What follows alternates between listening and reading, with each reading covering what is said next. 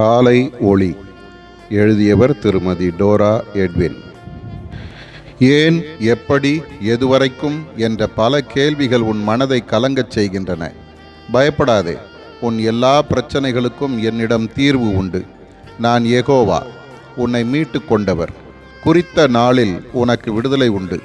சற்றே பொறுத்திரு, உன் இருள் நீங்கி வெளிச்சம் உதிக்கும். சோர்வுக்கு சற்றேனும் இடம் கொடாதே. உன்னை பரிசுத்தப்படுத்து. ஜப நாட்களை குறித்து வை. ஜபத்தில் தரித்திரு. அமர்ந்திருக்க உன்னை பயிற்றுவித்துக்கொள். யுத்தம் என்னுடையது. நான் சேனைகளின் கர்த்தராகிய தேவன். என் நாமம் யெகோவா நிசி என்பது. உன் உள்ளத்தின் அடியில் விளக்கு போல எரிந்து கொண்டிருக்கும் என் பிரசன்னம் வல்லமை உள்ளது. இந்த அகில உலகிலும் என் பிரசன்னத்தை மேற்கொள்ளும் வல்லமை வேறு இல்லை.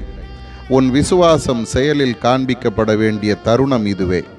இருளின் அதிகாரங்களுக்கு கொஞ்சமும் இடம் கொடாதே. உன் வாயின் வார்த்தைகளை குறித்து எச்சரிக்கையாயிரு. மரணமும் ஜீவனும் நாவின் அதிகாரத்தில் இருக்கும்.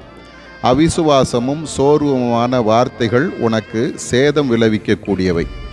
உனக்கு விரோதமாய் கிரியை செய்கிற கூட்டத்திற்கு பயப்படாமலும் கலங்காமலும் இரு. என் கிருபைக்கு அளவில்லை, என் இரக்கங்களுக்கு எல்லை கிடையாது. என் வல்லமையோ யாராலும் கிரகிக்க முடியாது. நான் உன்னோடு இருக்கிறேன். ஆதார வசனம்: நீங்கள் அமர்ந்திருந்து நானே தேவன் என்று அறிந்து கொள்ளுங்கள். சேனைகளின் கர்த்தர் நம்மோடு இருக்கிறார்.